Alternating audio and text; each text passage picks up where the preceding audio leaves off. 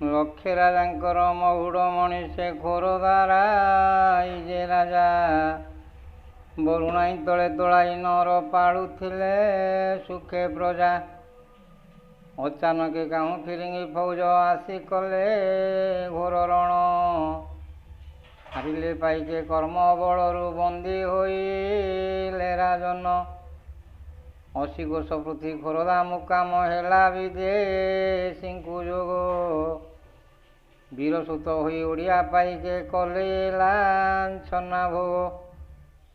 ଏ ଲାଞ୍ଛନା କିନ୍ତୁ ସହି ନ ପାରିଲେ ତାପଙ୍ଗ ଦଳ ବେହେରା। ପାଇକ କୂଳର ମହୁଡ଼ ମଣିଷେ ବୀରଙ୍କ ଭିତରେ ହୀରା। ସିଂହ ପରି ଗର୍ଜି ଛାତିକୁ ଫୁଲାଇ କହିଲେ କାମୁଡ଼ିବା।